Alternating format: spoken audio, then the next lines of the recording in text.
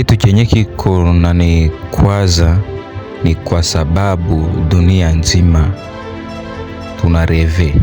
tunareve kuhusu machi, tunareve kuhusu miziki, tunareve kuhusu uongozi, tunareve. Me sasa hamujui kama shida yote kuna problemu, na sisi ndio wa kutoa hizo shida. Me tunareve kuhusu vyenye vina muda chache, vyenye vina furaha chache, vyenye vina furaha ya kuuza. Me mkiweza nisikia, tukibadilisha dunia, tumeingia mfuraha ya kweli. Furaha ya kweli ni kwenye mtu anatamabi ya dunia, anafurahia gisa naishi, anafurahia watu yote gisi wanaishi. Me kama wewe haufurahishwi na gisi watu wanaishi, wewe njoo kubadilisha juu umeona gisi ni shida. Kama akili yako haiweza kutatua hizo shida unayoona, tungali mshida. Sinjo tunayua kama mtu anagonjwa tunamutunza, sinjo tunayua kama mabarabara zitengenezwe tunazitengeneza, sinjo tunayua kila kitu kama kiko fresh tunakifanya kuwa mzuri. Na kama tuangalie kwa hii dunia, tutatue shida za dunia, dunia tabakia ya shida. Dunia usizaneni hivi yenye uko naona. Baada kuona hivi yenye uko naona, shida za dunia ni mafikiria zetu za kuhangaikia pesa, vitu, ili mmoja wetu aishi mzuri. Ndio kunatokea pale wa maskini na watajiri. Meko kamata wazo moja kwa mwanadamu biko nguvu. Wazo moja ni kwenye tumewaza tuko nyuma ya dunia. Usiwe ndani ya dunia, kuwa nyuma ya dunia, uwaze dunia. Ukiwa nyuma ya dunia hautawaza inchi yako, hautawaza nyumba yako, hautawaza kila kitu chako. Ndio maana sisi tuko nyuma ya dunia, na ndio maana tumekuja kuwafundisha gisi mtatatua shida. Kutatua shida ni kwenye pesa ziko mu dunia, mtu anakuwa kiana kipalo tie mawazo pale watu wataishi hai. Kila kitu kinotengenezwa na mawazo yetu kama ifanye kazi ya kutoa shida za dunia, tutahangaika vizazi, watu wote mdunia tutahangaika. Sisi enadaodi ufahamu tunaileta. Mtatoka muvita bila sababu, mtatoka muvienu bila sababu. Tujenge dunia kwa mainchi zenye hazitengenezewe kwa kivita.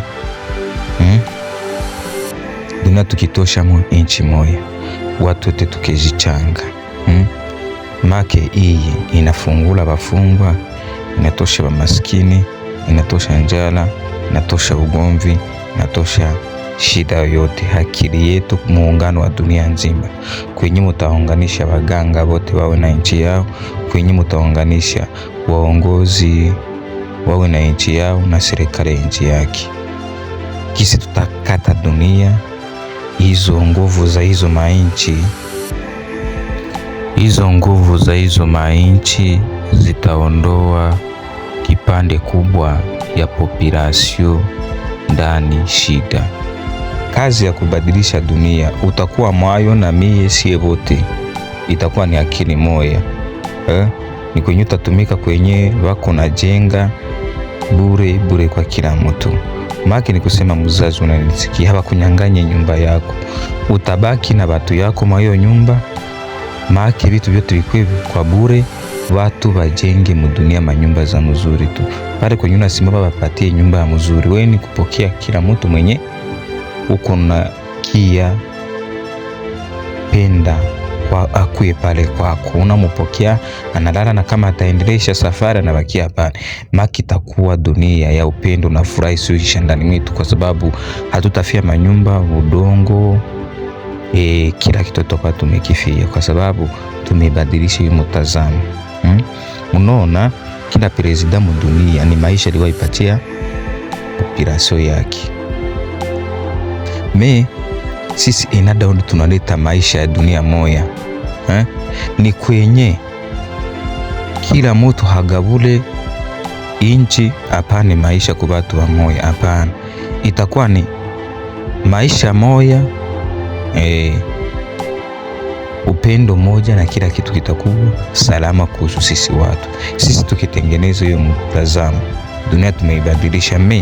Mujinyanganye vile vyenye mko ndani, vita, mamache zenu, manyumba zenu, familia, uongozi, raisi, presida na nyumba 10, nyibote muzinyanganye iyo ufahamu. Mukisha jinyanganye iyo ufahamu, muingie mwa iyo ufahamu.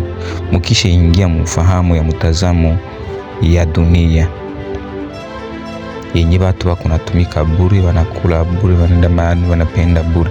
Vitu munayo kwa ndani navyo mu manyumba zenu, vyakula ni vya mingi, na sasa mkisema mmesimamisha vyote, mumekula, mwaka imeisha na kuna mtu wa kwenda ni mama kufanya kazi nyingine.